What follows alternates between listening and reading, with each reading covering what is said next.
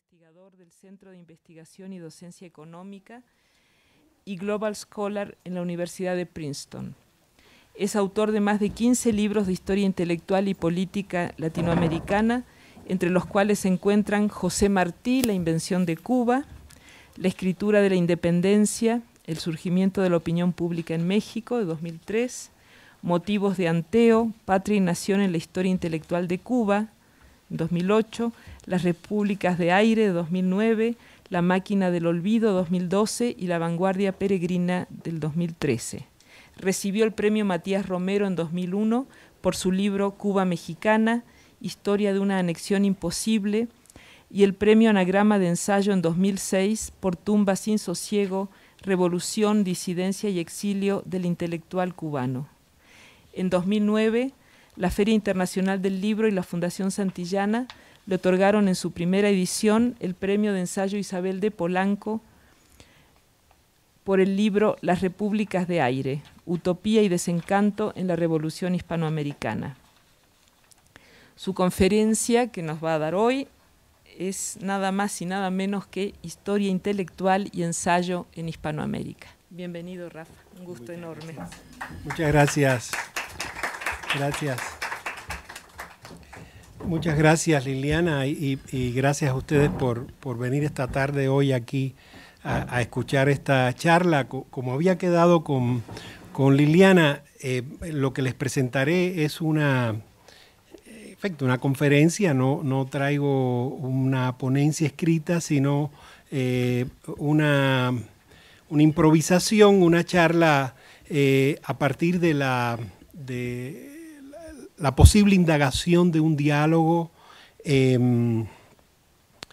y no solo un diálogo, también una querella o una guerra o una incomunicación entre lo que podríamos llamar la nueva historia intelectual y el ensayo en Hispanoamérica. Parto de la certidumbre que seguramente muchos de ustedes comparten, de que en la última década y media se ha perfilado un corpus en la historiografía hispanoamericana inscrito en esto que se conoce como la corriente de historia intelectual. Yo empezaría dando algunos elementos sobre la emergencia de ese corpus en la nueva historiografía hispanoamericana. Perdón por mencionar tantos nombres en esa primera etapa, y luego les propongo una reflexión sobre las tensiones o armonías, las resistencias que podemos encontrar entre ambos campos, la nueva historia intelectual en la historiografía hispanoamericana y lo que seguimos llamando ensayo hispanoamericano, ¿no? Como les decía, la certeza sería la siguiente: en las últimas 2 décadas, o por lo menos los últimos 15 años, hemos visto aparecer en varios países hispanoamericanos y afincados en importantes universidades de la región, en algunos casos afincados también en universidades fuera de Hispanoamérica, un grupo de historiadores de las últimas generaciones que hacen una práctica de investigación y escriben un tipo de historia que llaman historia intelectual. Ellos mismos se autodenominan historiadores intelectuales, lo que empieza ya a complicar un poco la definición. Y el origen de la noción, creo yo, que tiene que ver con un debate al interior de la historia de las ideas hispanoamericanas, ¿verdad?, que comienza a darse en las últimas décadas del siglo XX, y también con la adscripción a ciertos referentes o escuelas de la historiografía contemporánea en el mundo.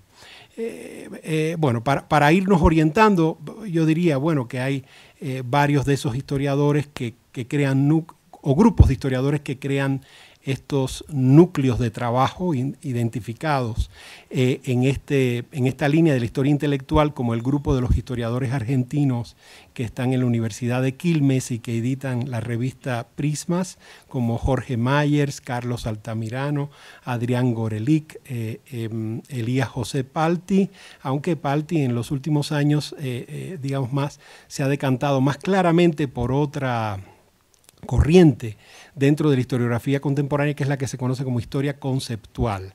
Pero en sus primeros trabajos, yo diría que hasta sus grandes estudios sobre la cultura política mexicana en el siglo XIX, e incluso hasta el ensayo tan interesante sobre verdades y saberes del marxismo a principios de los años 2000, se identificaba con este grupo de historia intelectual.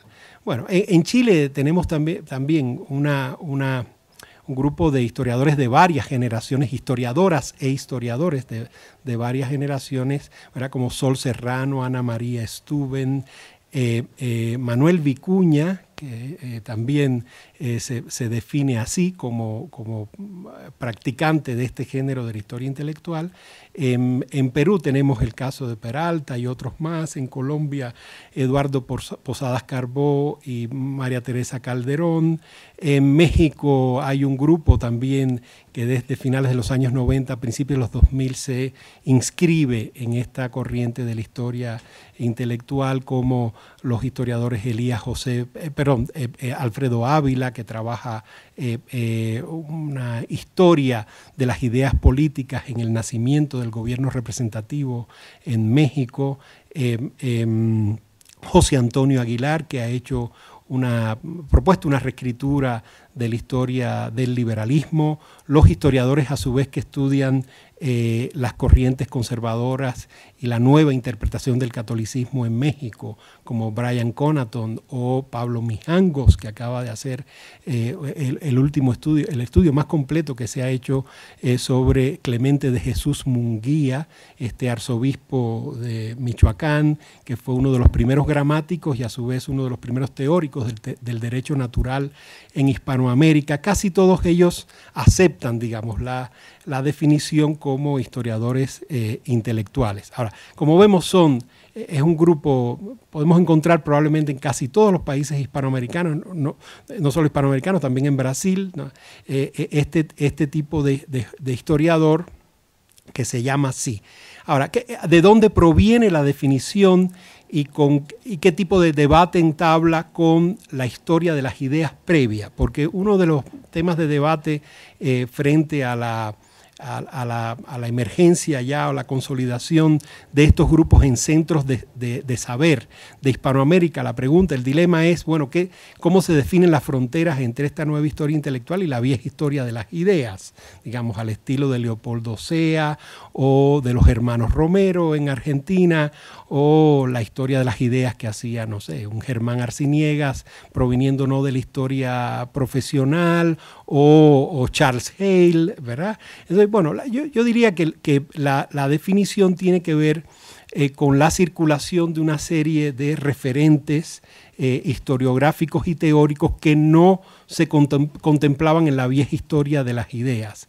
La vieja historia de las ideas, como sabemos, provenía mucho del campo de la filosofía, o más bien era un desprendimiento de la filosofía hacia la historia, transformada en una historia de la filosofía y muchas veces una historia de las ideas filosóficas. No sé, historiadores que ustedes conocen muy bien, como Leopoldo Sea en México o Medardo Vitier en Cuba, ¿verdad? Eran discípulos de filósofos profesionales, como el caso de Sea, como José Gauss, o filósofos profesionales ellos mismos, que derivaban hacia una narrativa o una construcción histórica sobre cómo había sido la evolución del pensamiento filosófico en países latinoamericanos. Y creo que para mostrar hospitalidad frente a otras formas del saber y frente a otras ciencias sociales, derivaban la expresión de historia del pensamiento filosófico en historia de las ideas, digamos, para abarcar de un modo más amplio no solo la producción intelectual de la comunidad de filósofos profesionales, sino lo que producía como ideas sociales, económicas, políticas o estéticas, el campo intelectual en general, ¿verdad? La nueva historia intelectual, además de fuentes distintas, que creo yo que no provienen centralmente de la filosofía profesional, sino de la propia historiografía. Es decir, son historiadores discípulos de otros historiadores, no historiadores formados por filósofos para contar la historia de la disciplina filosófica. Yo diría que también incluyen, una transformación que ha habido en el campo académico y en la perspectiva de las ciencias sociales desde las últimas décadas del siglo XIX, que tienen que ver con todo el debate. Por un lado, el debate, varios debates a la vez, pero ustedes van a entender a lo que me refiero. Por un lado, tiene que ver con el debate sobre el posmodernismo y el debate sobre la posmodernidad en las últimas décadas del siglo XX, y con esta gran discusión todavía no agotada sobre la vuelta a la narrativa en la historia. Voy a empezar primero con las fuentes específicas dentro de la historiografía occidental que reconocen los historiadores intelectuales, y después voy a entrar en ese debate y ya después me encaminaré al tema de las querellas o las guerras entre el ensayo y la historia intelectual, ¿no? Bien, estos historiadores de las últimas décadas, que se definen como historiadores intelectuales, reconocen referentes o fuentes metodológicas y de modos de escritura de la historia en algunas escuelas que seguramente ustedes también van a identificar. Hay por un lado una que tiene mucha fuerza, que es la llamada Escuela de Cambridge, que es los estudios sobre el pensamiento político florentino que empezó J.G.A. Pocock en la Universidad de Cambridge en los años 60, en los años 70, que tiene un momento cumbre en el estudio, en la obra clásica de Pocock, sobre el momento maquiavélico. El momento maquiavélico es un estudio sobre el surgimiento de una tradición republicana en el mundo de las repúblicas renacentistas de Venecia y Florencia entre los siglos XV y XVI, que tiene su mayor cristalización en la obra de Maquiavelo, no la más conocida, que es El Príncipe, sino en las décadas sobre Tito Livio, que es donde está expuesto más claramente el pensamiento republicano de Maquiavelo, y que Pocock encuentra como una raíz profunda que logra difundirse en la esfera pública y el campo intelectual del mundo atlántico, y que tiene un papel enorme en la fundación de los Estados Unidos, específicamente en las primeras revoluciones atlánticas, desplazando un poco el eje tradicional de que la revolución de independencia de los Estados Unidos había tenido sus raíces teóricas, digamos, más visibles, más a la luz, en el contractualismo o el justnaturalismo de tipo anglosajón, en John Locke y en Thomas Hobbes. Lo que encontraba Pocock era que había un referente importante en el pensamiento florentino, específicamente en la obra de Maquiavelo, que no había sido reconocida. Él a su vez apuntaba a algo que fue fundamental para sus discípulos, que fue el peso del republicanismo de Maquiavelo en la obra de los contractualistas o justnaturalistas franceses, especialmente en Montesquieu, y en menor medida en Rousseau, lo cual abría una veta, digamos, para explorar el peso del republicanismo florentino también en la Ilustración francesa y en la Revolución Francesa. Bueno, Pocock tuvo un discípulo, Quentin Skinner, que hizo a partir de la idea de Pocock toda una revaloración de la filosofía, el pensamiento político en el mundo atlántico, estudiando específicamente los procesos del Renacimiento, la Reforma y la Ilustración. Skinner, que es un pensador en activo, es uno de los principales difusores de esta idea de una historia intelectual del mundo atlántico, ¿verdad?, que ha tenido mucho eco en Hispanoamérica. Muchos de estos historiadores que yo les he mencionado han tratado de inscribirse en esa tradición, ya sea estudiando los procesos del republicanismo, el liberalismo o el conservadurismo en el siglo XIX, sino tratando de arrastrar la argumentación, el método y ciertas formas de escritura hacia los debates del campo intelectual hispanoamericano en el siglo XX.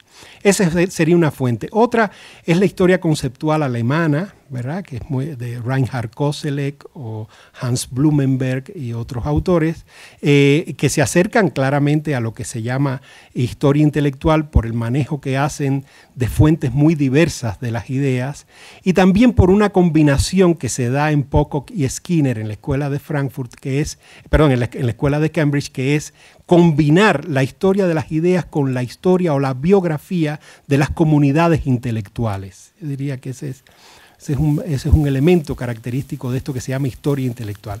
A diferencia de la vieja historia de las ideas, no interesan únicamente las ideas, sino interesan las comunidades que producen esas ideas y las biografías de esas comunidades, las redes internacionales que tienden entre ellos, ¿no? entre esas comunidades o esas zonas intelectuales a lo largo del Atlántico. Eso se da tanto en la historia conceptual alemana como en la escuela de Frankfurt.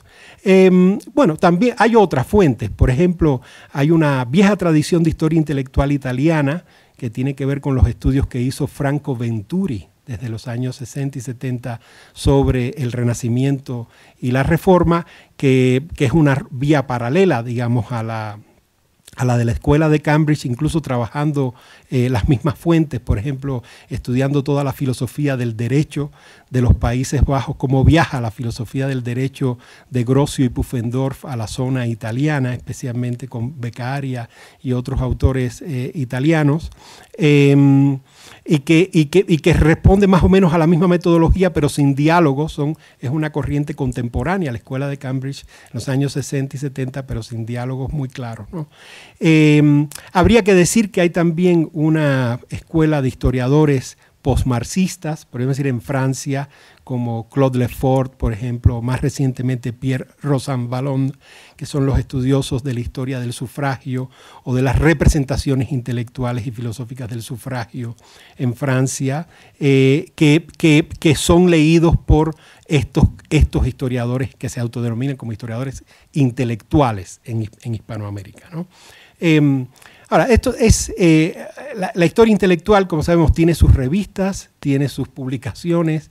Los historiadores intelectuales en Hispanoamérica están todos relacionados unos con otros, tienen sus redes, se reseñan unos a los otros, produciendo una especie, en efecto, de red, y tienen un enorme interés en el ensayo como forma de escritura, como género de la escritura. De hecho, yo diría que algo característico de esta nueva generación de historiadores es que está extendiendo como fuente de la historia intelectual, está incorporando a la literatura y específicamente al ensayo.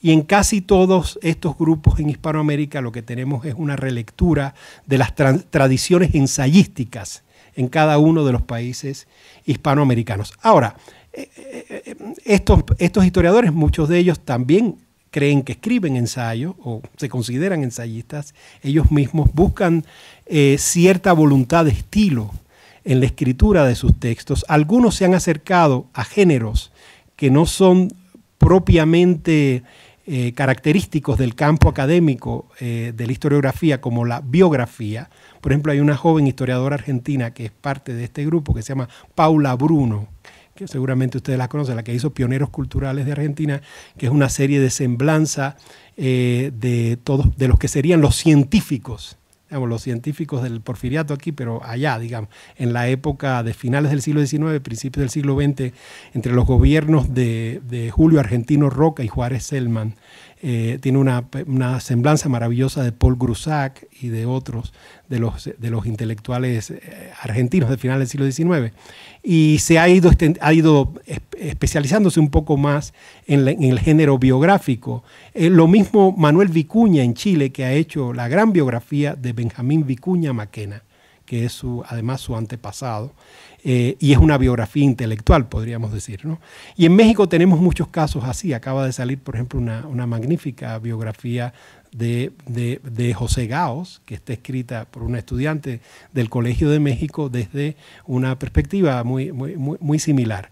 Entonces tenemos esta historia intelectual que se va moviendo hacia el género del ensayo, y sin embargo en nuestra apreciación y nuestras estrategias de reproducción de estos campos seguimos manteniendo parcelas muy rígidas entre lo que divide el ensayo y la historia intelectual académica. O yo diría más, las aproximaciones al ensayo desde la Academia de las Ciencias Sociales. Esa sería la pregunta que yo les quiero proponer para debatir y entrar yo en algunos elementos que nos ilustran las fricciones y este trazado de fronteras entre el ensayo, entendido como un género de las artes literarias, y las aproximaciones al ensayo o a la ensayística desde la Academia de las Ciencias Sociales. Digamos. Entonces podríamos partir de una serie de preguntas que seguramente también ustedes se han hecho. Digamos, ¿por qué en la historia del ensayo hispanoamericano nunca ha logrado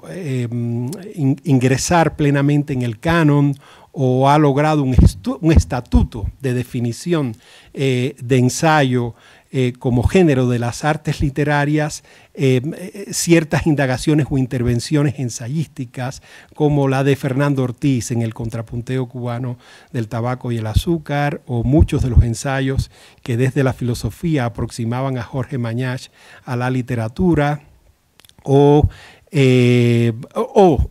aproximaciones equivalentes de Gilberto Freire, o por qué, por ejemplo, el perfil del hombre y la cultura en México de Samuel Ramos, o más recientemente los ensayos de Roger Bartra, por ejemplo, o de Bolívar Echevarría, no acaban plenamente incorporados en lo que podemos entender el canon o la historia del ensayo como un género de las artes literarias hispanoamericanas. Entonces, yo creo que que tiene que ver con un trazado de fronteras, con ciertas estrategias de comprensión de las tradiciones intelectuales y literarias, o de ciertos límites, ciertos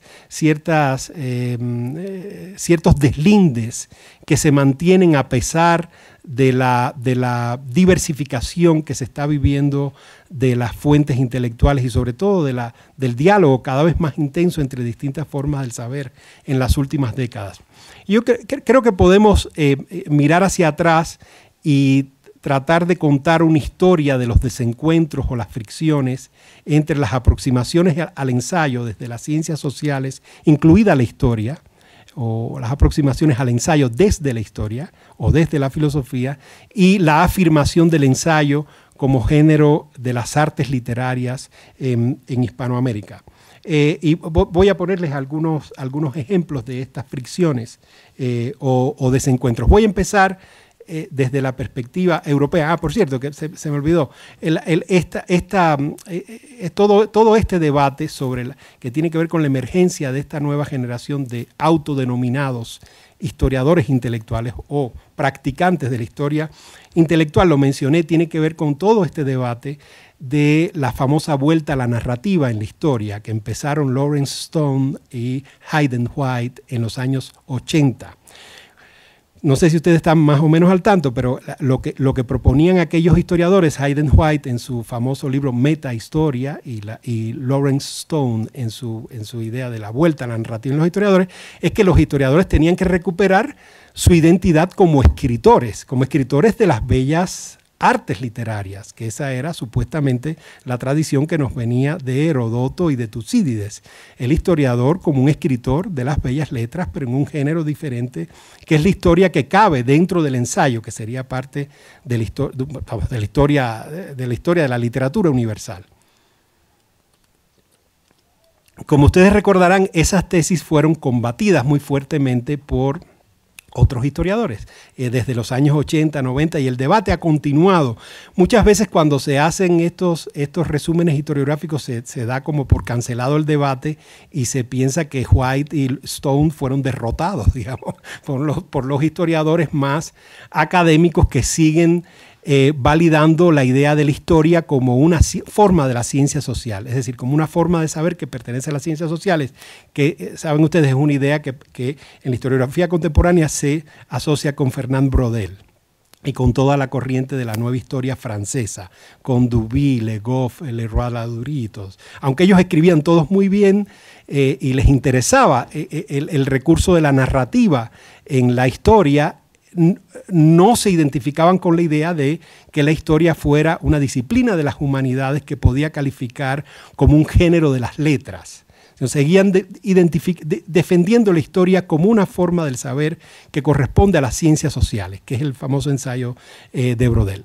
Y todo esto tiene que ver con un debate, una discusión, saben ustedes, sobre la verdad. Lo que le cuestionaba Paul Ricoeur, por ejemplo, en los 80, en los 90, a Hayden White, o Richard Evans a Stone en la historiografía anglosajona, es que al vindicar la idea de la historia como un género de la literatura se pierde la noción de verdad histórica o de facticidad. Es un debate epistemológico. Lo que Hayden White decía era que, en efecto, la historia como la literatura podía vindicar una noción de lo verídico que no tenía que estar sometido a las formas de comprobación de la facticidad en las ciencias sociales. Lo que decía Ricoeur es que sí lo es. La historia opera con un concepto de verdad que no se puede sustraer o que no se puede exportar fácilmente al campo de la experiencia estética. Y como les decía, el debate ha seguido, y en el último libro de Carlo Ginzburg, que es uno de los historiadores que más claramente ha defendido la idea de la transgresión del campo histórico o la fuga del campo historiográfico de las ciencias sociales y el trabajo con una noción de verdad distinta, se cuestiona de hecho la idea y se defiende muy fuertemente la pertenencia de la historia al género de las bellas letras a partir de esta discusión sobre lo verdadero, lo falso y lo ficticio. Él defiende la idea de que la historia, como la literatura, puede operar también con modalidades de lo ficticio, sin respetar, digamos, el trasfondo epistemológico fuerte que las ciencias sociales le conceden a la historiografía profesional. Como digo, es una discusión que no está cerrada. Y creo que el desplazamiento hacia la narrativa, la biografía y la incorporación de ciertos recursos literarios en la escritura de la nueva historia intelectual tiene que ver con ese debate. Aunque los historiadores intelectuales no quieran echarse encima de nuevo la discusión sobre posmodernidad en la nueva historiografía y estructuralismo o formas del saber duras, porque tengo la impresión de que los términos son los que han estado agotados, aunque el debate no, el debate sigue vivo. Ahora les decía, es una historia vieja de desencuentros. Podríamos ponernos a pensar un poco como en el ensayo famoso de Witold Gombrowicz contra los poetas, digamos. Bueno, ¿qué grandes escritores escribieron contra la historia? Bueno, ¿qué grandes escritores, narradores o poetas occidentales habrán escrito un manifiesto contra los historiadores? Yo no encontré ninguno así, ¿verdad? Pero hay unas anotaciones muy interesantes de Stendhal, por ejemplo, contra la historia académica de su tiempo. Podemos pensar, digamos, en la escenificación de un pleito entre estos narradores que se consideraban historiadores de su presente. Ustedes recuerdan que en rojo y negro tenía un subtítulo que decía Crónica de 1830, que después lo cambia y pone Crónica de 1832, o sea que está contando la historia de Julián Sorel en un año específico de Francia, que es cuando arranca la monarquía de Julio, de Luis Felipe de Orleans en 1830. Y Carlo Ginzburg en este libro, El hilo y las huellas, que discute toda esta cuestión sobre lo verdadero, lo falso, lo verídico, lo ficticio en la historiografía y la literatura, me cita a un pasaje de Auerbach en su Mímesis, donde dice: ¿de dónde saca Stendhal que en los salones parisinos había aburrimiento a la altura, digamos, de septiembre u octubre de 1830? Y entonces Auerbach dice, bueno, me he puesto a leer a algunos historiadores franceses y lo que encuentro es que después del verano de 1830 lo menos que había era aburrimiento en los salones franceses, porque había que hablar de todo. Y entonces él dice, eso es una invención, es una ficción naturalmente de Stendhal que no puede darse el lujo de hacer el historiador. Y aquí Carlo Ginzburg defiende a Stendhal defiende la libertad de Stendhal para imaginar o forzar la idea de que los salones parisinos estaban aburridos a la altura de 1830, 31, 32.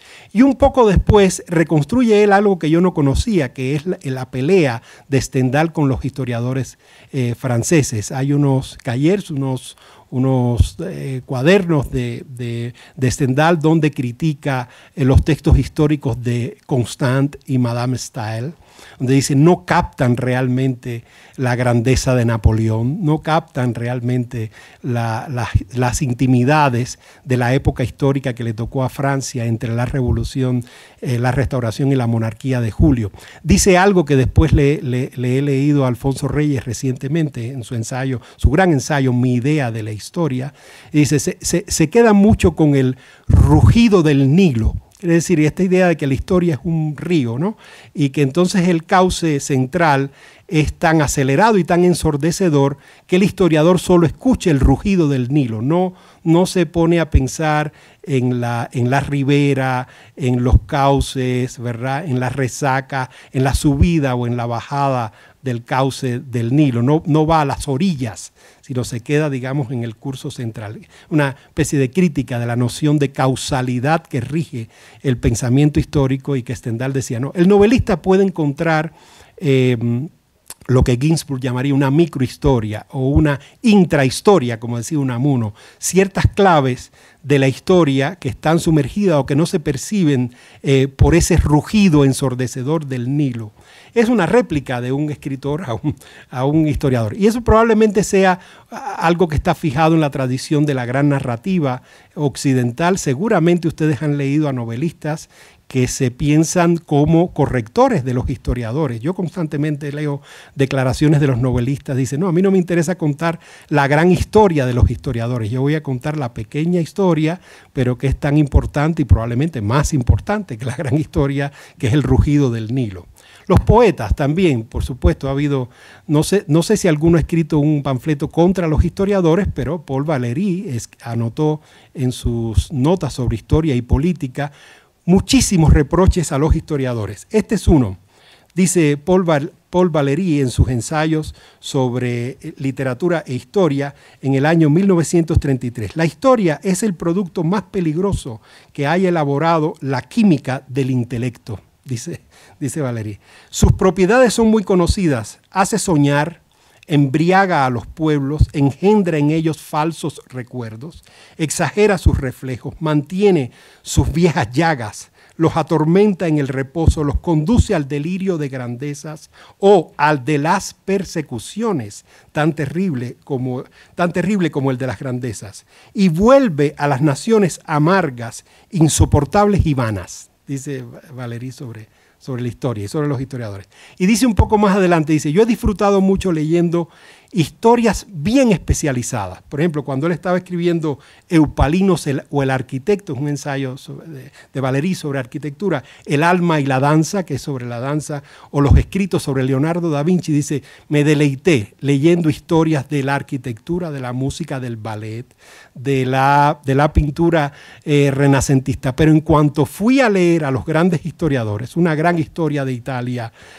o una gran historia de Europa, de Ranke o de Burckhardt, no, ahí ya no pude. De nuevo, el rugido del Nilo. Eso es lo que no le interesaba a Valéry, ¿verdad? Es el rechazo a esa gran narrativa de la historia universal. Y los desencuentros, como sabemos, o sea, no son solo europeos. En Hispanoamérica tenemos igual, ¿verdad?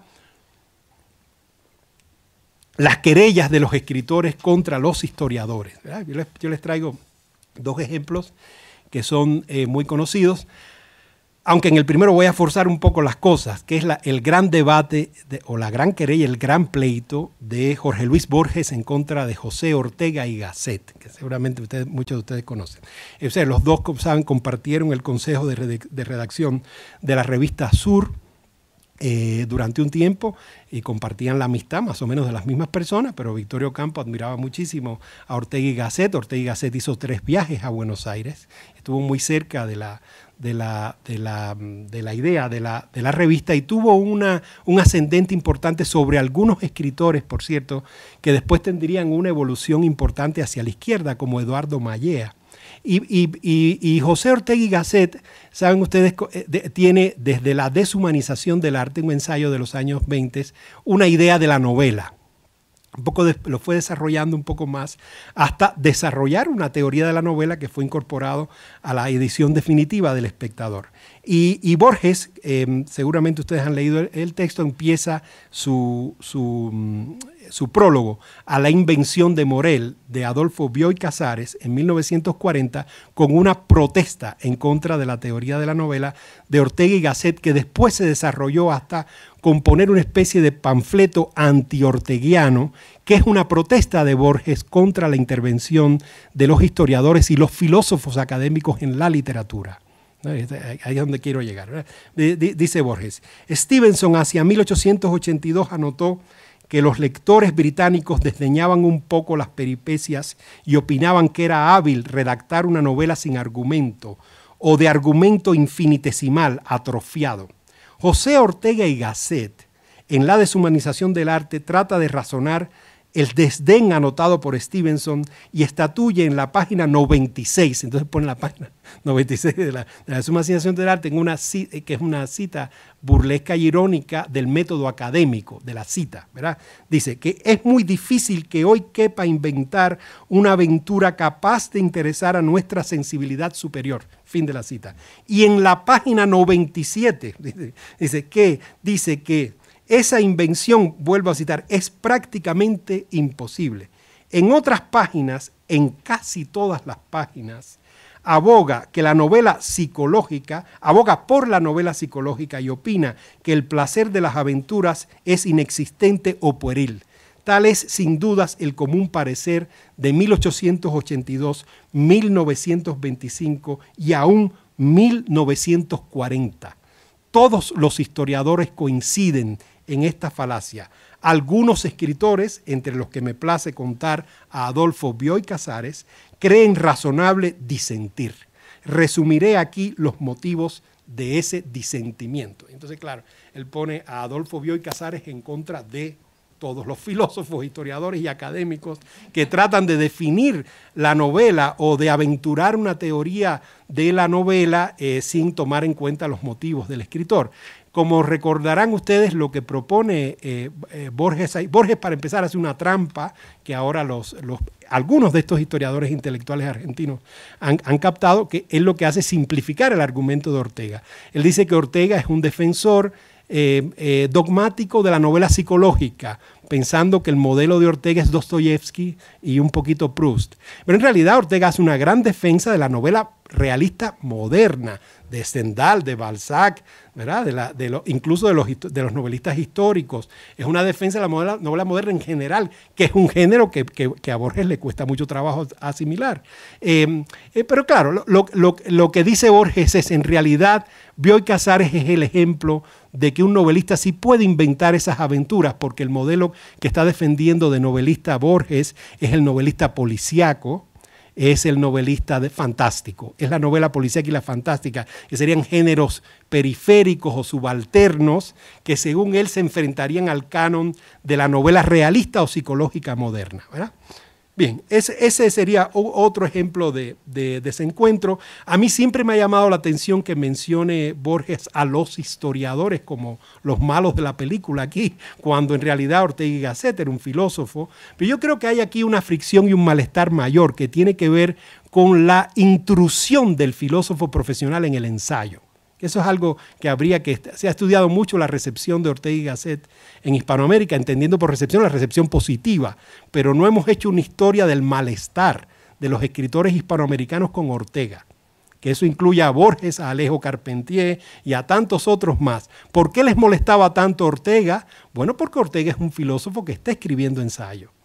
Y ahí viene el problema ¿verdad? Volvemos al tema del estatuto del ensayo como género ¿verdad? de las bellas letras. ¿Por qué no la ensayística de Ortega entra? Para algunos sí, para otros no. Por ejemplo, para José Lezama Lima sí lo fue. Y es el otro caso que quería. Por cierto, déjenme terminar con la antipatía de Borges hacia Ortega. Ustedes saben que después de este prólogo de Borges a la invención de Morel de Bioy, bueno, las relaciones se volvieron cada vez más tensas.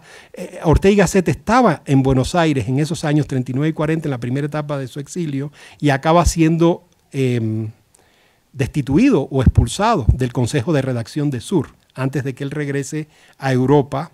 Se va a vivir a Portugal en la última etapa de su exilio. Ahora, desde entonces, Borges y Bioy inician una campaña, una especie de pleito contra Ortega y Gasset que involucra a Cuba. Cuando muere Ortega y Gasset, José Lezama Lima, desde la revista Orígenes, le hace un homenaje a Ortega. Es uno de los últimos números de Orígenes, es un número monográfico de homenaje a Ortega y Gasset. Es, por cierto, el único de los dos números monográficos de homenaje que dedica Orígenes a una personalidad de la cultura hispanoamericana. Hay uno a José Martí y otro a Ortega, lo cual no es, ¿verdad? No es dato menor.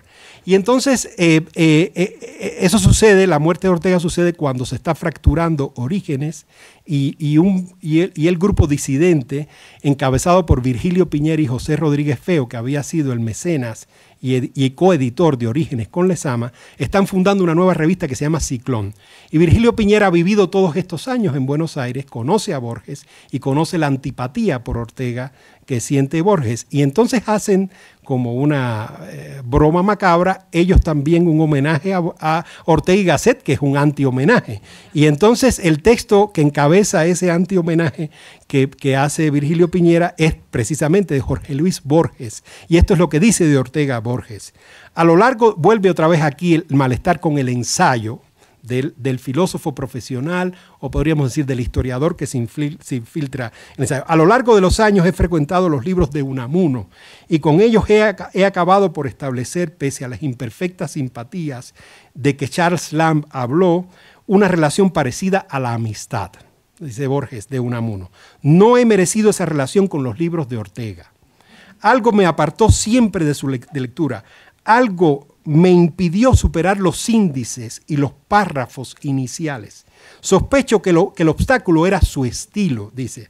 Ortega, hombre de lecturas y abstractas, de disciplina dialéctica como todo académico, se dejaba embelesar por los artificios más triviales de la literatura, que evidentemente conocía poco, y los prodigaba en su obra. Hay mentes que proceden por imágenes, por ejemplo, Chesterton, Hugo, y otras por la vía silogística y lógica, Spinoza, Bradley.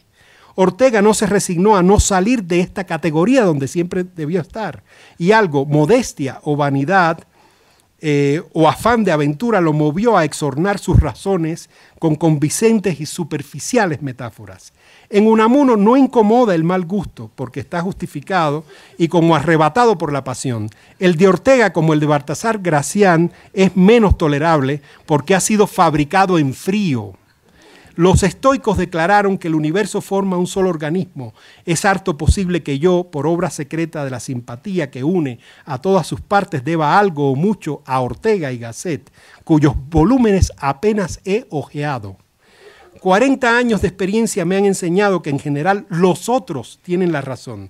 Alguna vez juzgué inexplicable que las generaciones de los hombres veneraran a Cervantes y no a Quevedo. Hoy no veo nada misterioso en tal preferencia.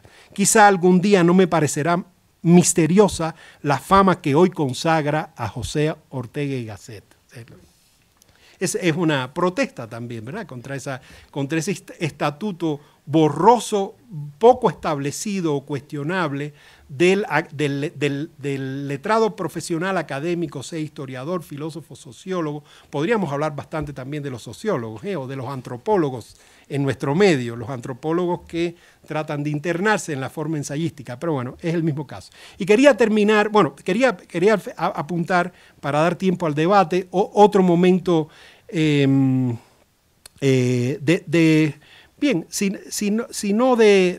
desencuentro, vamos a llamarlo así, que es la famosa polémica de José Lezama Lima con Jorge Mañach, unos años después del primer texto de Borges contra Ortega y poco antes del homenaje a Ortega y Gasset que se publicó en Orígenes y el anti-homenaje que se editó en Ciclón. Ustedes saben, Jorge Mañach es un discípulo de Ortega y Gasset, un hombre formado en letras y en filosofía en la Universidad de Harvard, primero alumno de George Santayana, este filósofo norteamericano, gran experto en los trascendentalistas norteamericanos de final del siglo XIX, en Emerson, Thoreau y los otros, pero de ascendencia hispana, que Mañach veía como un espécimen muy interesante para la literatura hispanoamericana porque representaba el diálogo entre la cultura hispana, latina, católica y la sajona protestante.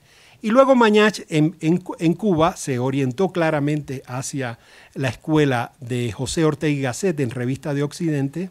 Él mismo colaboró en Revista de Occidente y muchos de sus proyectos editoriales, intelectuales, de revistas, estuvieron bajo los referentes de Ortega y Revista de Occidente. Por ejemplo, su primer gran ensayo, que se titula Indagación del Choteo, está basado en las ideas de Max Scheler y en las ideas de Ortega, en buena medida. Cita a muchos otros filósofos. Casi todas las fuentes provenían de filósofos alemanes traducidos por Revista de Occidente. Y él, claro, él era un escritor, escribía crónicas, era muy cuidadoso en su estilo, era un estilo clasicista, pero con una defensa controlada de ciertas vanguardias, ¿no? En la revista de Avance, de la que él fue editor, Mañach defendió las vanguardias, el 27 español, las vanguardias hispanoamericanas, el ultraísmo, y se acercó incluso a Ezra Pound y a Eliot en Estados Unidos. O sea, que era un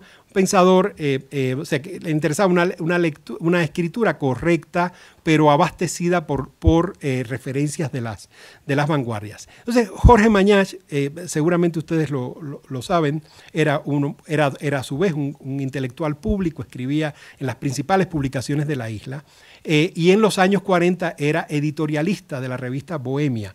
Cuando comienza Orígenes y comienzan a publicar los poetas de Orígenes, aparece la primera antología de los poetas de Orígenes, compilada por Cintio Vitier.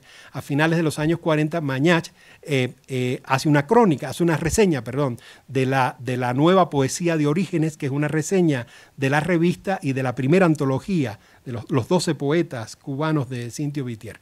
Y la reseña se titula El arcano de cierta poesía nueva. Entonces él,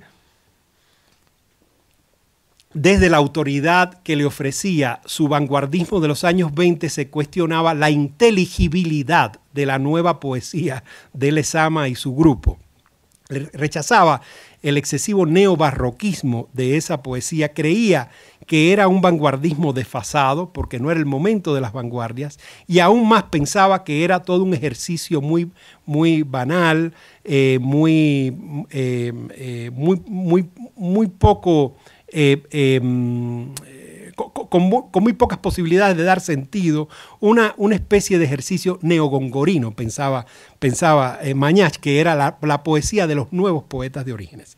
Y Lezama le responde a Jorge Mañach en la revista Bohemia con una carta abierta a Jorge Mañach. Entonces la carta abierta dice muchísimas cosas. Les dice que la generación de Mañach ya está agotada, que en efecto fue una generación vanguardista, que dio todo lo que iba a dar, de sí a la cultura cubana, que ya estaba cancelada, que la nueva generación era la que estaba dando con las formas de expresión más avanzadas, y en un momento dice: ustedes lo sacrificaron todos por la ganga mundana de la política y la academia. Y a partir de ahí entonces viene una parrafada un poco parecida a la de Borges en contra del lenguaje académico, de los críticos, de los historiadores, de los filósofos profesionales, de los profesores universitarios que en algún momento intentan ingresar en el espacio de la literatura y coronarse, digamos, como ensayistas, ¿no?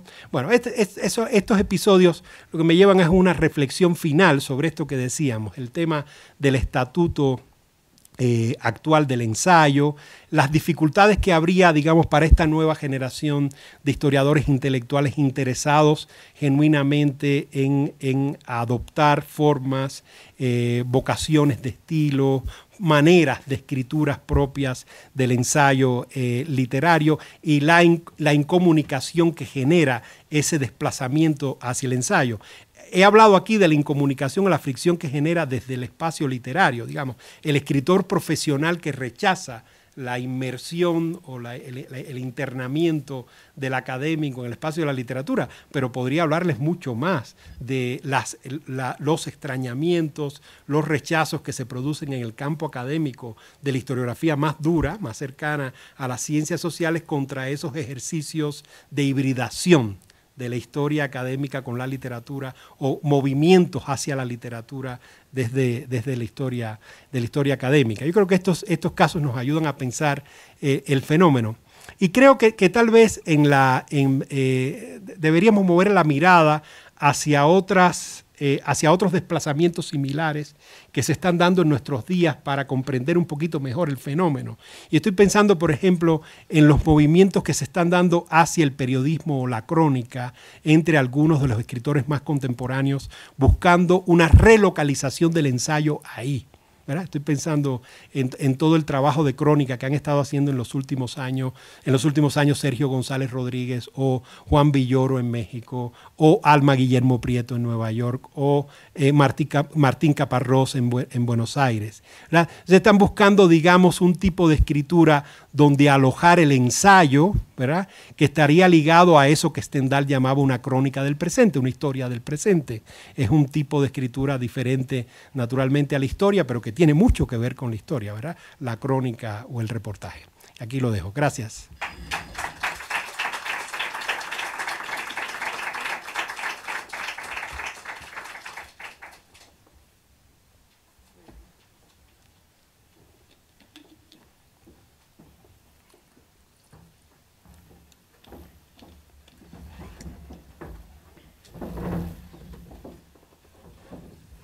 Cuando tuve la primicia del tema que iba a tratar Rafael, cuando lo invitamos, empecé a saborearme como un gordo ante un menú maravilloso y pensé que solo Rafael Rojas era capaz de cumplir este viaje por la historia intelectual y este planteamiento del lugar del ensayo, y sí lo logró. Fantástica, maravillosa presentación, que agradecemos muchísimo en lo general y en lo particular, porque tenemos aquí estudiosos y estudiosas de muchos de los temas que has tratado, y quería, bueno, abrir el debate. Sí, adelante. A ver si alguien trae un...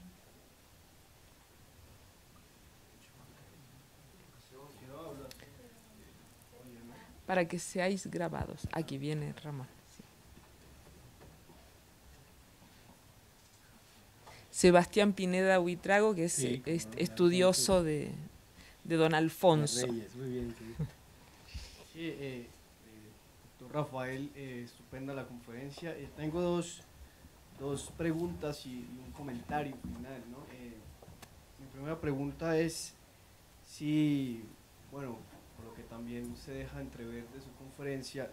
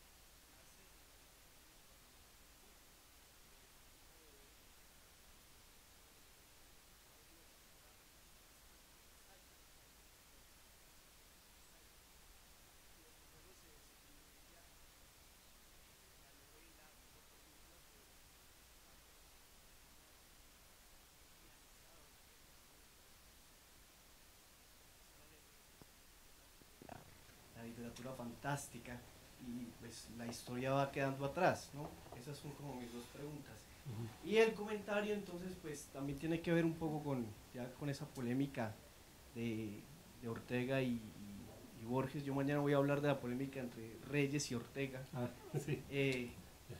Y entonces me pongo a pensar que, bueno, si Borges también no tiene algo que ver, aunque también Borges es muy contradictorio porque en una historia de la literatura inglesa él dice que los mejores prosistas de la lengua inglesa es este historiador Gibbon, ¿no? El de la historia de la caída y del Imperio Romano, ¿no? Entonces también como que resulta un poco contradictorio cuando hacemos la diferencia entre escritor y historiador, ¿no? Por volver a lo mismo, es decir, hay que quedarse más bien con el término prosista que abarca los dos, y en ese caso Ortega pues sin duda sigue siendo uno de nuestros grandes prosistas, ¿no? Y por ejemplo entonces antes de que explotara esa reacción contra la historia, antes de mediados del siglo XX, Alfonso Reyes está en España y es Ortega el quien le da a escribir en el diario El Sol entre el 18 y el 19 una página sobre historia. Y Alfonso Reyes, pues desde luego no es historiador oficial, pero en ese momento la historia, como era el centro de todas las disciplinas humanas, de repente agarraba también la filología, y Reyes era visto como filólogo al mismo tiempo como historiador. Sí. Y comienza a hacer esa página de historia que están en tomo 4 y 5 en especial, y es ahí un auténtico historiador. Sí, lo es, sí. Entonces uno no ve diferencia en que un escritor pues pueda estar en ambos temas, sino es cuando el boom y toda la comercialización como que impone esa diferencia entre el escritor de ficción, el periodista, el de no ficción, ¿no? Sí, sí, muy buen comentario. Las tres entradas, digamos, son fascinantes. Tienes razón, hay una reacción contra el historicismo que tiene que ver con el estructuralismo francés, tanto de la lingüística como el estructuralismo y funcionalismo en la sociología y en la antropología.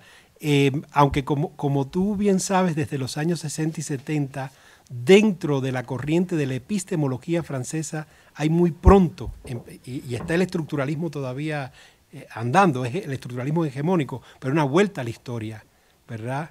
En Gaston Bachelard, en Michel Foucault, en los epistemólogos que venían del estructuralismo, en Canguilhem y otros, ¿no? Pero sí, tienes mucha razón, y la pelea con el historicismo tiene un pie también en la literatura, porque hay un rechazo a eso que se llama historicismo muchas veces sin mucha precisión, porque hay varios historicismos. Por ejemplo, Ortega, que conocía muy bien todos los historicismos, o sea, sabía que había un historicismo que venía desde Vico y la Ilustración y que desembocaba en un historicismo que a él le gustaba mucho, que es el de Benedetto Croce en Italia, pero tenía mucho conflicto con el historicismo filosófico alemán, ¿verdad? El que estudió Meinecke, que es el que hace el gran estudio en los años 30, que lo publica en español Revista de Occidente, que es ese historicismo de Dilthey. Entonces, eso Ortega lo llevaba a esta idea de si tiene una sustancialidad de tipo metafísico, eso que se llamaba la razón histórica, y él va contra eso, ¿no? Pero eso o sea, ya eso entrar en un detalle, ¿verdad?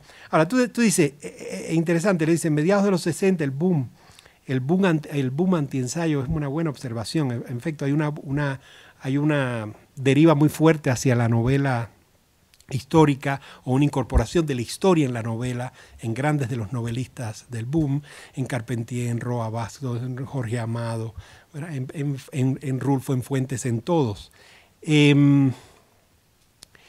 Pero habría que leer tal vez en la periferia del boom, y probablemente encontremos a extraordinarios ensayistas como Severo Sarduy o como Octavio Paz, en la periferia del boom, porque como es un poeta no es un narrador, ¿verdad? Pero en los alrededores del boom encontraremos un gran ensayo, y en escritores un poquito anteriores al boom, de las décadas más cercanos a la novela de la tierra, como el caso de Mallea, que a mí me parece extraordinario, ¿verdad? Desde Historia de una pasión argentina en adelante, con credenciales de escritor un poquito más sólidas, podríamos decir, que las de Martínez Estrada, por ejemplo, Mallea, como escritor de ficción, quiero decir, ¿no? Pero que es una figura del ensayo argentino de mediados del siglo XX, yo creo que bastante descuidada, porque Martínez Estrada, Secler Martínez Estrada un poco lo opaca, pero Historia de una pasión argentina no tiene mucho que envidiarle a Radiografía de la Pampa, son más o menos contemporáneos. Era un ensayo que le molestaba mucho a Borges, por cierto, Historia de una nación argentina.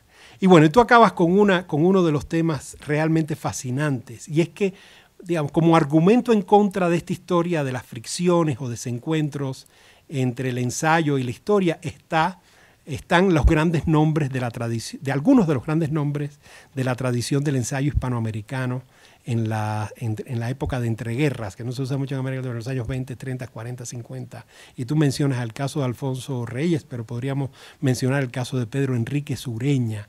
Son grandes ensayistas e historiadores a la vez. O Mariano Picón Salas, el venezolano también. Historiadores y ensayistas que se mueven entre la crítica literaria, la biografía y la historia profesional. Y no únicamente, que yo creo que eso es un error, se les ve muchas veces como historiadores de la literatura, pero no son solo eso. Son algo muy parecido a lo que hoy se llama historia intelectual. Por ejemplo, estuve revisando algunos de los textos de Reyes sobre historia. Textos un poco raros, El suicida, Mi idea de la historia, El deslinde, que es más conocido. Y ahí esos textos él empieza diciendo, bueno, literatura e historia han estado hermanadas desde las eras mitológicas. Digo, ¿por qué? Eso es una declaración como de principio. ¿Por qué tenemos que, ¿verdad?, desentendernos de uno a lo otro? Y en Mi idea de la historia hay, de hecho, hasta una propuesta metodológica de cómo enfrentar la investigación historiográfica. Él habla ahí de un triángulo virtuoso, como él le llama, que es decir, que todo buen historiador debe saber combinar la exposición de un dato comprobable, una narración, ¿cómo es que le dice?, hospitalaria o agradable, digamos, que sea fácilmente asimilable por el lector, y la buena escritura. O sea, que él sigue considerando como parte de la buena historia el estilo, digamos, la buena prosa, como tú decías. Yo creo que tiene que ver también con la biografía de Reyes. Siempre estuvo rodeado de historiadores y de filósofos, digamos, ¿no? Aquí en la Casa de España, con Daniel Cosío Villegas y con Gauss, digamos, estaba rodeado de filósofos e historiadores siempre, ¿no? Rafael Mondragón. Rápidamente, para agregar nada más que otro error de Ortega y esa generación fue haber roto como Menéndez Pelayo, Sí. que había sido como el modelo de tanto de Reyes como de Ortega, y que en efecto sí era un historiador y al mismo tiempo crítico literario. Toda la figura de Pedro Enríquez Ureña y Reyes y Ortega se inspiran en él, pero Ortega y la generación de España rompe con Menéndez Pelayo. Sí. Me parece que yo creo que la fricción ante todo está como en romper con la misma tradición, ¿no? Pero bueno, muchas gracias. No, por nada. A mí me gustaría saber de tu idea del pleito entre Reyes y Ortega. A mí siempre me ha parecido que es un pleito político concreto que tiene que ver con el rol de Reyes en la recepción de los republicanos españoles desde la Casa de España, y una diferencia, yo creo, que de interpretación sobre Goethe, que ahí eso los encuentra. Pero yo no sé si en el caso de Reyes haya tanto prejuicio a esa, digamos, invasión o desplazamiento del filósofo o el historiador académico hacia el ensayo, como en Borges, que yo creo que en el caso de Borges sí era realmente como una urticaria, como una alergia, ¿no?, a eso. Sí, sí. Bueno, yo también te agradezco y quería hacer una pregunta que tiene que ver con esta parte que todavía no nos cuentas, ¿no?, que tiene que ver con el desencuentro desde el otro lado, sí. El desencuentro de los historiadores con la literatura, que además entiendo está en el marco de un proyecto intelectual en el que está tu obra, que tiene que ver con recuperar a la historia en el marco de las ciencias humanas. Y se me ocurren tres posibles sugerencias, ¿no? La primera de ellas tiene que ver con el papel asignado al lenguaje, la metáfora y la narración en todos estos historiadores, ¿no?, que se caracterizan por un intento de recuperar esta parte. Y me parece que ahí hay un desencuentro que tiene que ver con un acercamiento a veces un poco instrumental hacia lo que significa la expresión, ¿no? O sea, uno que viene de la literatura y que se alegra de empezar a ver a los historiadores leyendo las metáforas de la historia, a veces que quisiera ver una visión un poco más fuerte de lo que significa la expresión en cuanto a expresión, ¿no? La segunda tiene que ver con el tema de la vivencia, ¿no?, porque la historia intelectual se ha presentado a sí misma en el área latinoamericana como un intento de recuperar el contexto y la manera en que los sujetos viven sus proyectos, ¿no? Y ahí hay un tema que, digamos, se podría recuperar desde Dilthey para adelante, ¿no? El problema de la vivencia y las ciencias humanas, y que me parece que hay un desencuentro que tiene que ver con una visión que no es siempre profunda de eso que se constituye como vivencia o como experiencia. Y el tercero tiene que ver con el tema del intelectual, la cultura intelectual, el hombre de letras, la ciudad letrada, que a mí me llama mucho la atención que hay una visión que quizá a veces es un poco apresurada de las tesis en torno de Rama de la ciudad letrada y muy cerrada en términos de lo que podría constituir una cultura intelectual. Y una última pregunta que tendría que ver con la dificultad de la historiografía académica, pero no latinoamericana, pero no solo ella, para asumir los debates que constituyen su historia, ¿no? Porque estos temas son muy viejos, ¿no?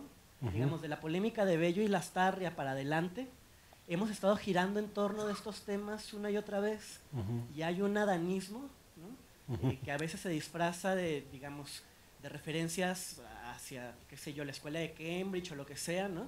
Que sirve para escurrir el bulto, ¿no? Yo pensaba ahorita que estabas hablando en, por ejemplo, los textos de Alberto Flores Galindo sobre el ensayismo de la historia, ¿no? Sí.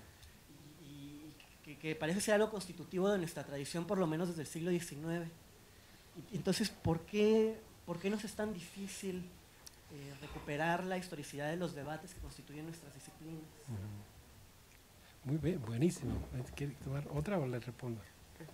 Sí, voy a empezar por el final. Creo que tienes mucha razón en ya comenzar en la necesidad de rebasar que buena parte del núcleo de lo que se conoce como historia intelectual tenga que ver con los bordes o las fronteras del campo intelectual, la ciudad letrada o la República de las Letras y las polémicas. Yo creo que ya estamos, ¿verdad?, en un ejercicio autorreferencial, endogámico, porque entendemos que la polémica es en buena medida la agonística que le da sentido a esa territorialidad que llamamos ciudad letrada o República de las Letras. Y en vistas de lo que ha vivido, de lo que está viviendo el campo intelectual en las últimas décadas, el propio concepto, ¿verdad?, de ciudad letrada o República de las Letras comienza a quedar como demasiado arcaico, ¿no? Y los motivos que generan esas intervenciones, como tú decías, las polémicas,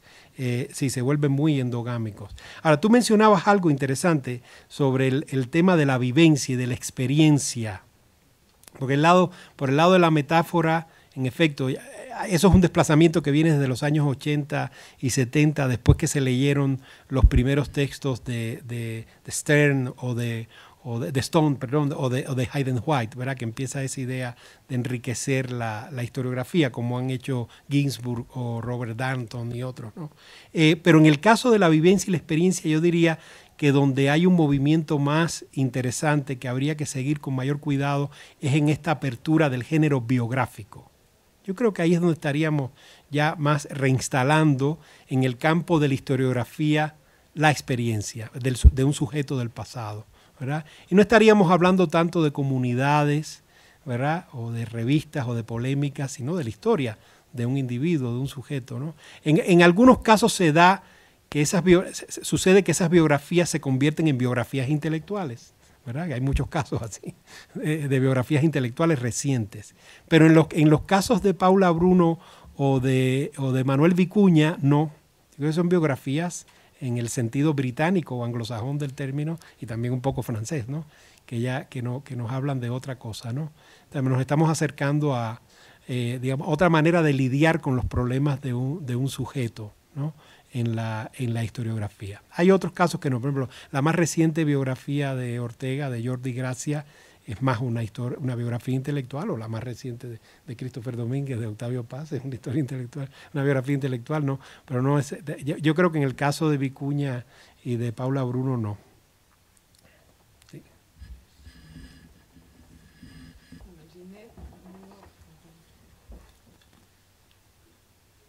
A mí me interesa mucho, ¿sí?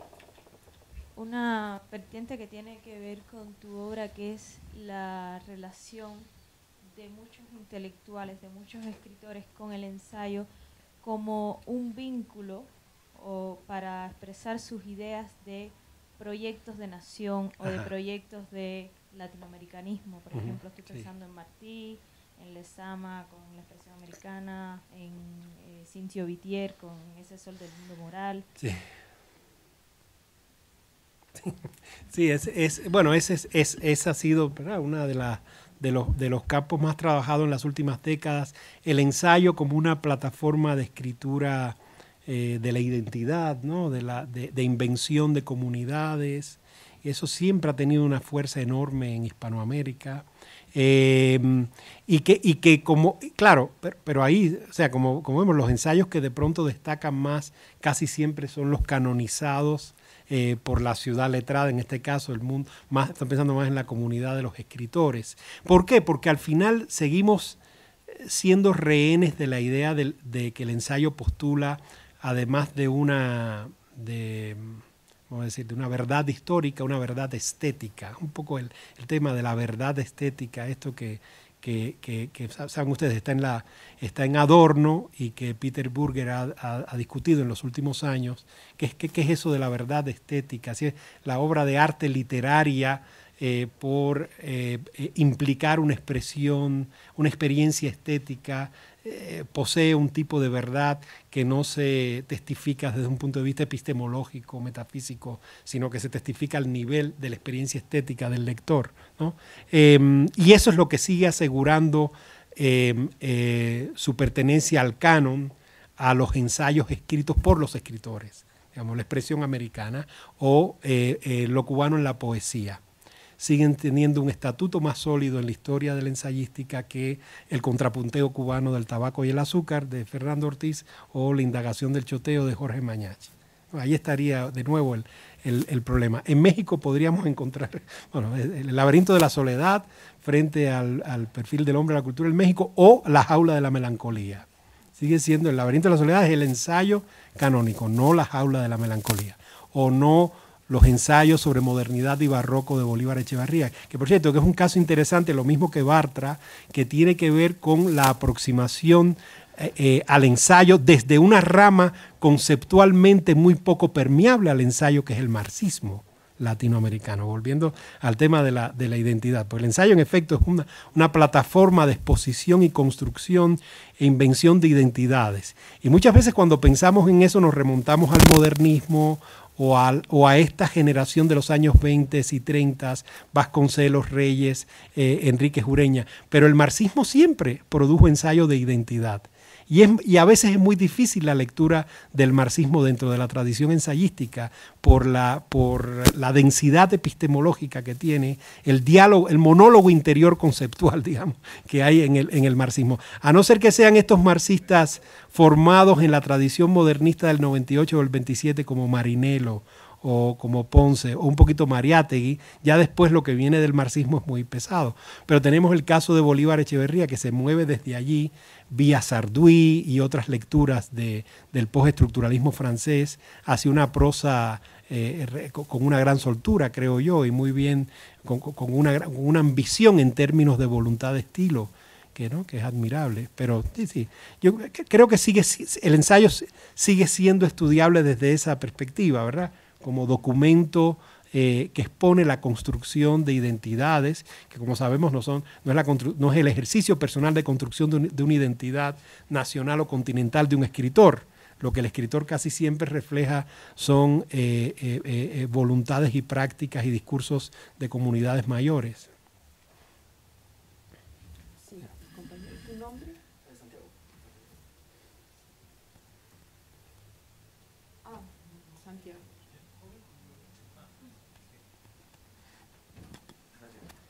Yo lo que quería decir era empezar con algo, que yo tengo anécdotas. Yo soy historiador, de muchos profesores formados en Francia, especialmente en la Sorbona y con Chartier, que son pues historiadores muy buenos, que han recuperado eso de la circulación, de la historia de la lectura, los libros, Sí. va a quitar eso. Pero uno claramente cuando lea a Chartier algunos ensayos, él descarta a Toynbee, por ejemplo, que es un historiador que habla de civilización y no de cultura. El concepto dominante hegemónico ahorita es hablar de cultura, no sé cuál es un tabú. Entonces, y cuando vamos a casos panamericanos, estos historiadores formados en Francia, muchos de ellos que están pues ahorita son los de la nueva historia, ¿no? La Nouvelle Histoire, sí. Ellos rápidamente dicen que Enrique Sureña no es un historiador. Cuando Enrique Sureña en Las Corrientes, supuestamente hablando de literatura, habla de música, de pintura, de muchas cosas de la cultura, o sea, son historiadores de la cultura, pero incluso más eruditos que la rigidez metodológica avanzada que traen estos historiadores de Francia. Y bueno, eso tiene pues muchas, hay una pelea también entre Alemania y Francia ahí que se ha pasado un poco es por América, y es que estos con los anales tienen orígenes positivistas, claros, de Com pasando por Durkheim hasta los que se forman en Estrasburgo, que son toda la generación de anales. Entonces ellos no tienen una pelea con el historicismo alemán. Exacto. Y por otro lado también el progresismo pues como que hay en su visión pues, de la historia, la doctrina progresista, un poco. Y los historicistas como apelan a un relativismo, que dicen, no, es el espíritu de la época, no una época superior a otra. Y ellos introdujeron su progresismo ya no en las épocas, sino en la metodología. Pasaron el progresismo de las épocas a la metodología, a la superioridad de una metodología sobre otra. Entonces yo me quedo con la posición de Leo Strauss, que hace poco lo estoy leyendo, y Leo Strauss, él llega y pues como es un tipo que es experto en el mundo clásico, él dice, bueno, ¿qué pasa con los relativistas y los progresistas? Esa pelea, él dice que hay que salir de esa pelea porque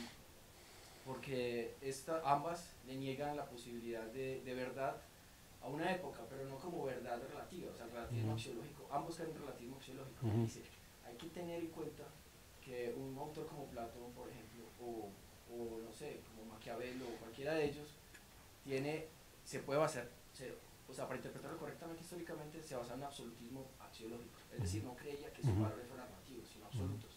Pero nuestra época no soporta, porque pues, es el concepto de civilización, que haya un absolutismo axiológico en un autor. Entonces dice, desde ahí ya estamos leyendo mal históricamente. Entonces, bueno, ya yendo a este asunto, él pone una metáfora en realidad que es muy irónica, que dice que los relativistas son como los especies de los nuevos caníbales de la civilización. Entonces, bueno, con Ginsburg, ese texto ahí tiene el primer capítulo que se llama Descripción y Cita. Exacto, sí, el del hilo y la huella. Sí, es un texto muy bueno porque él se va a decir, bueno, la historia desde el mundo antiguo estaba asociada con la retórica, o sea, la buena descripción, tal como Homero describe las naves en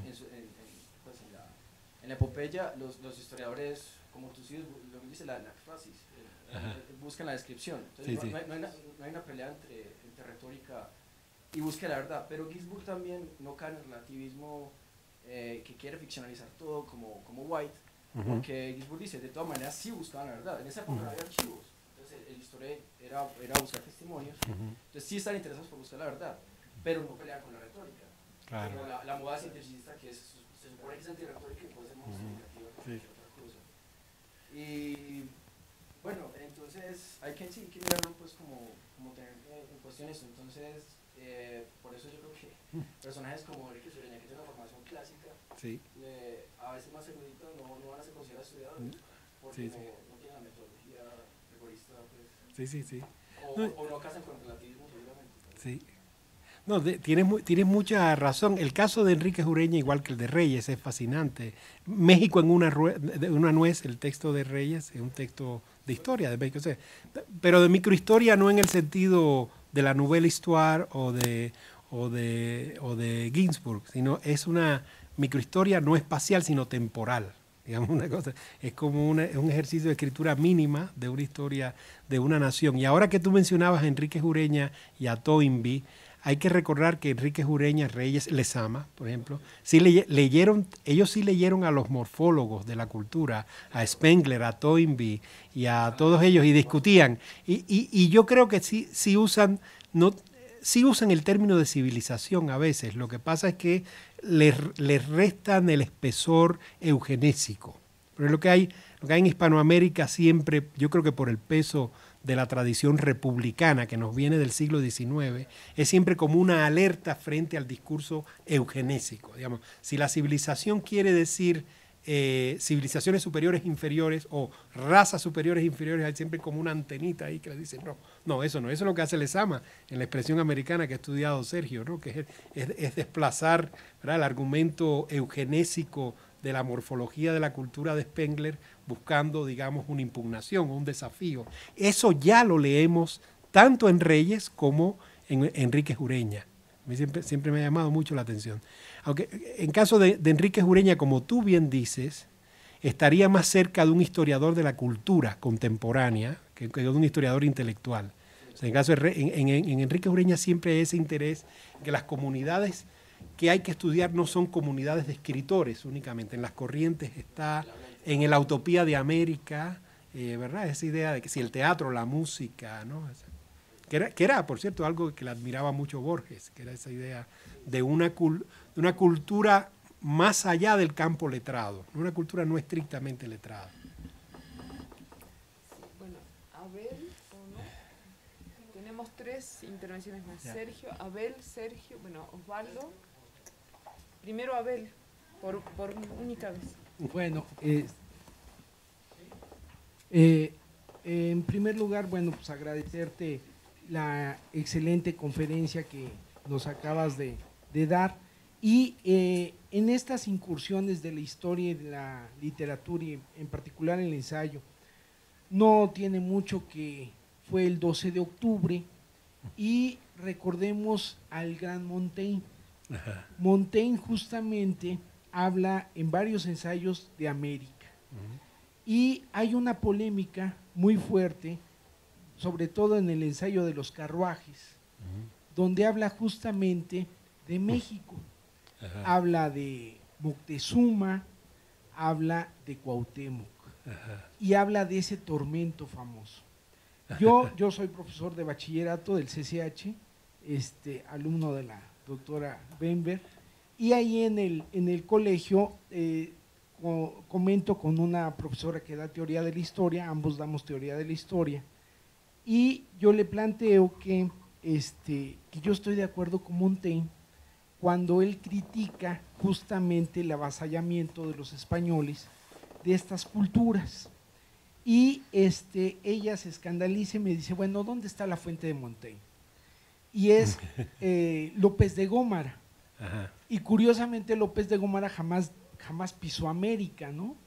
Entonces, de pronto, estos pasajes, sobre todo el detalle de este tormento supuestamente de Cuauhtémoc, ¿no? Y digo supuestamente porque ya en estos linderos de la ficción, de la historia, hasta dónde realmente, en este caso de un clásico como Montaigne, realmente tuvo ese tino de dar detalles de ese momento crucial, ¿no? Y yo pienso hoy en día, con mis alumnos de Historia de México, trabajamos un texto, un número monográfico de letras libres, en donde Pablo Escalante Gonzalo sí. Habla de los sacrificios, y yo creo que exagera un poco cuando dice que 80,000 hombres fueron sacrificados y luego se los comieron los tlaxcaltecas. En fin, este tipo de cosas, ¿hasta dónde resulta un problema en la academia? Y ¿no? Hay una tendencia últimamente que se inclina mucho por esos terrenos, ¿no? Entonces, ¿cuál es tu opinión? Sí, bueno, es buenísima pregunta, y es un largo tema de debate en Montaigne, ¿verdad? El último libro de Antoine Compagnon, ¿no lo conoces? Es sobre Montaigne en la playa, se llama. Es una serie de viñetas que dedica a una relectura de los ensayos, y hay varios que tienen que ver con esta construcción ficticia de eventos sobre la conquista de América, que son los que sustentan su visión, no solo sobre la colonización, sino sobre las comunidades prehispánicas. Y es un gran debate tanto en la época de los cronistas de Indias como en la Ilustración.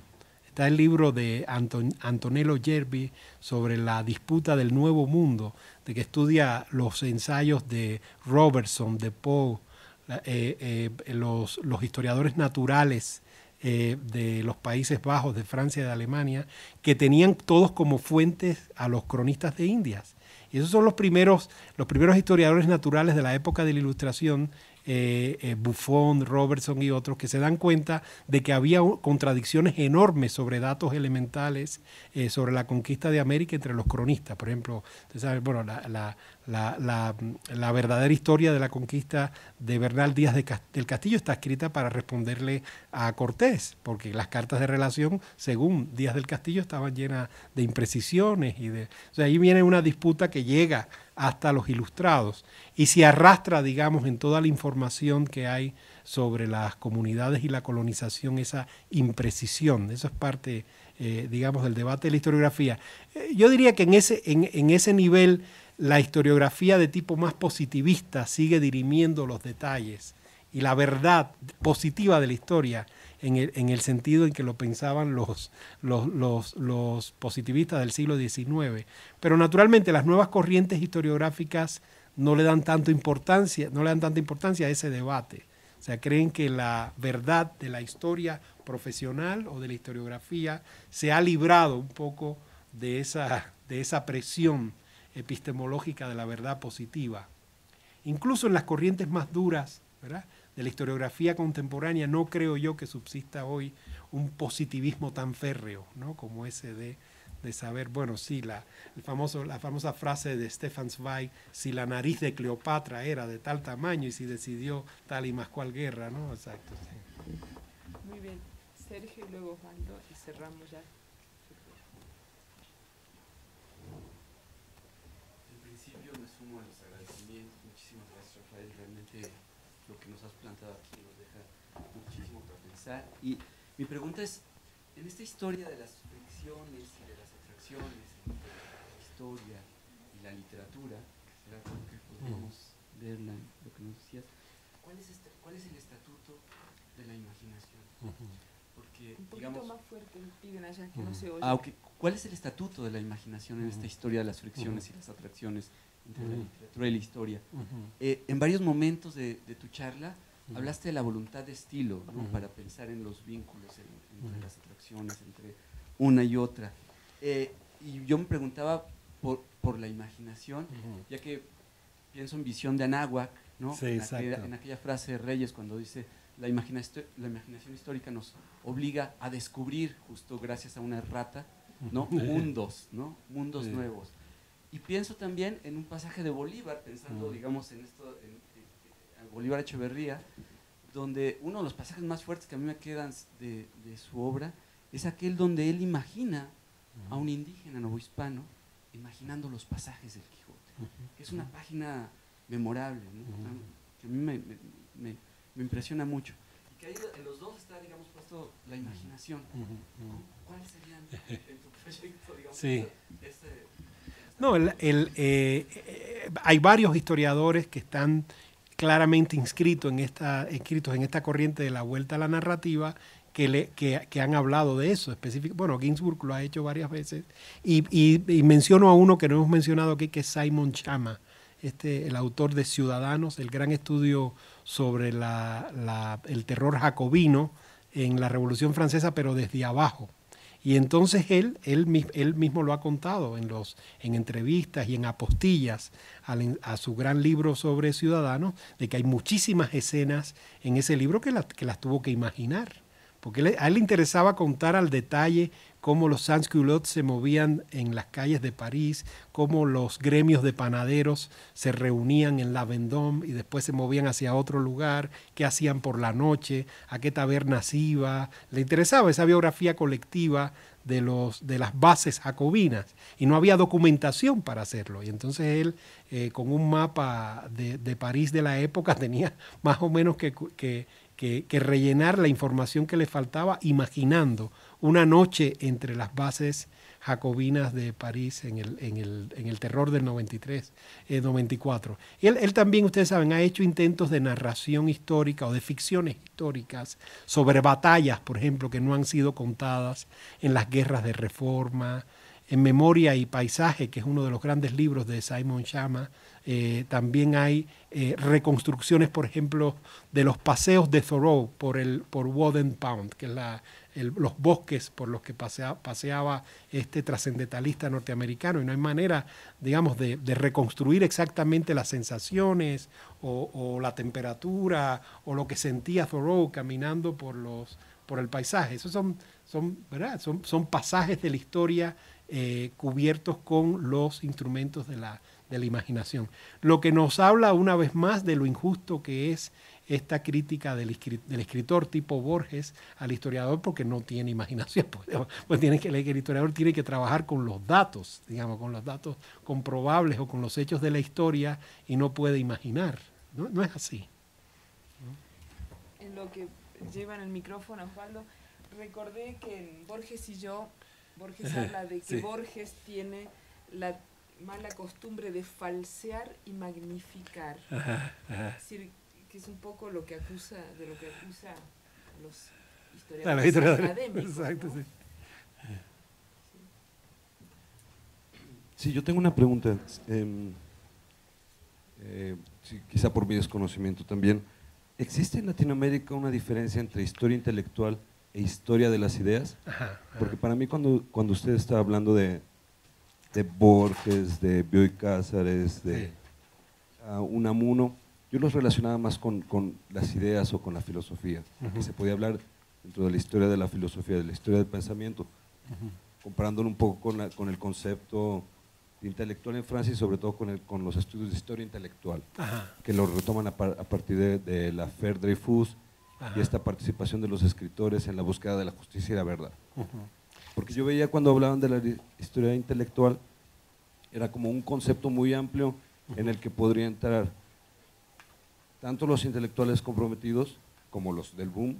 Algunos investigadores señalan que una de las características es esa, o Borges, y que de alguna manera se podía volver un poco amplio lo que es la historia intelectual. Entonces, la pregunta era si existe una diferencia entre historia intelectual, historia de las ideas, historia de la filosofía. Sí, muy buena pregunta. Tal vez no lo pude desarrollar al principio. A lo que yo me refiero con historia intelectual es algo que ha sucedido en las 2 últimas décadas, que son historiadores de 60 años para abajo más o menos, que escriben en publicaciones que se definen como de historia intelectual. Aquí está Pablo Mora, ¿verdad?, que hace ese tipo de historia. Entienden su disciplina de esa manera, o su subgénero historiográfico, ¿verdad?, de esa manera, como historia intelectual. Ahora, las diferencias, yo vería diferencias bastante marcadas con la historia de las ideas previas, digamos, la historia al estilo de Leopoldo Sea, de José Luis Romero en Argentina, o de Charles Hale en los Estados Unidos, que es es una historia, en el caso de Sea, como sabemos, muy marcada por la historia de la filosofía, aunque comprendida de una manera más integradora, tratando de rebasar el campo de la filosofía hacia el campo del pensamiento y de la idea filosófica trabajada por el filósofo profesional hacia la idea, ¿verdad?, la idea. Y a veces, en el caso de Medardo Vitier u otros, en el caso de Sea también, ¿verdad?, es la historia de las ideas y de las instituciones de las ideas. Los historiadores intelectuales más recientes hacen eso, hacen historia de las ideas, historia de las instituciones, pero también historia de las comunidades, de los intelectuales, de sus revistas, de sus polémicas, de sus, ¿verdad? Yo creo que es un poquito más abarcadora esa idea de la historia intelectual, y creo yo que tiene que ver con sus fuentes, también el lenguaje. El lenguaje teórico es distinto, ¿no? Por ejemplo, se opera con categorías como las de Pierre Bourdieu sobre campo intelectual, o las de Michel Foucault sobre trasfondos epistemológicos para la construcción de discursos y prácticas, o se incorpora la noción de sociabilidad intelectual para entender la manera en que esos intelectuales se asocian, intervienen en la esfera pública, la idea de Jürgen Habermas sobre la esfera pública, el espacio público también. Digamos que los referentes teóricos son distintos, y al final lo que se produce es algo distinto. Yo Yo diría que en términos de escritura es también diferente. O en ¿no? esta idea de Octavio Paz de que no todos los escritores son intelectuales y que entonces de repente si se habla de la historia de las ideas en general, caben como diferentes categorías que podrían como ayudar a clarificar algunas ideas. Sí, digamos que la historia intelectual se interesa mucho en el arquetipo del intelectual y que como sabemos no necesariamente siempre el escritor. O sea, hay políticos, hay académicos, hay figuras de la esfera pública que llegan a ser líderes de un campo intelectual sin provenir de las bellas letras, sin provenir de la literatura. O sea, que siempre esa categoría del intelectual es fundamental en la nueva historia intelectual hispanoamericana o latinoamericana. Sí. De pilón, una pregunta de Isabel de León. Sí. Pero antes de eso, yo también hago una pregunta, Sí. interrumpo. Sí. ¿Está trabajada la obra de Medardo Vitier en Sí. Cuba? ¿Sí? ¿Hay trabajo? Bueno, ya. Aprovecho que es un aniversario del 1945, Sí, creo que es el ensayo sobre el ensayo. Pero Medardo Vitier, bueno, en lo particular es un hombre que admiro profundamente. Mucho, sí. Pero no sé si está estudiado. Yo no conozco, no sé si tú sabes de alguna monografía reciente. Fue un intelectual bien publicado, eso es lo que podemos decir, porque se editó mucho hasta el triunfo de la Revolución y luego en la Universidad Central de Las Villas y en la Editorial de Ciencias Sociales se rescataron algunos de sus principales volúmenes, las valoraciones, que son 2 volúmenes de ensayos sueltos, y su historia de las ideas en Cuba, que viene siendo el primer texto así canónico de esa tradición anterior, que es la de Sea y Romero en Argentina. Él vendría siendo como un equivalente de Sea o José Luis Romero en Cuba, ¿no? Medardo Vitier. Pero no conozco algo más reciente. Y su formación, porque él tiene una de las mejores definiciones de ensayo, el ensayo como interpretación. Ahora, ¿desde dónde tomará el término interpretación? ¿Qué lecturas tuvo? Bueno, él era un filósofo profesional, había tenido una formación protestante en Matanzas, había sido maestro de escuela pública de nivel secundario o superior, y en sus lecturas estuvo muy marcado por el neocantismo a través de Revista de Occidente. Es muy probable que esa sea la fuente, pero yo no he hecho un estudio específico, pero no sería difícil ubicar cuáles son sus fuentes filosóficas. Estaba muy cerca de la versión del neocantismo que daba la Revista de Occidente, que por cierto es la escuela con la que estudia Ortega en Alemania, la de los neocantianos, Hartmann y los neocantianos, y que él después traduce por primera vez al español en los años 20 y 30. Esas son lecturas fundamentales para Medardo Vitier. Bautista, matancero, con hijo convertido al catolicismo. No, convertido, no católico, convertido de verdad. Bueno, yo nada más una pregunta así muy breve y más personal, es que me sorprende un poco ahorita cuando habla usted de historia intelectual, de repente que no se incluya, y a mí me sorprende porque muchos de sus trabajos en distintos espacios académicos se leen como ese ejemplo de una buena historia intelectual, ¿no? Que ha sabido dialogar, que a mí me parece que sabe dialogar muy bien entre esa literatura y esa historia. Entonces yo no sé si usted se asumiría como parte de esta nueva historia intelectual o más bien uno está leyendo de más. No, soy parte de esa mafia, digamos, de esa mafia. Sí. Bueno, muchísimas gracias.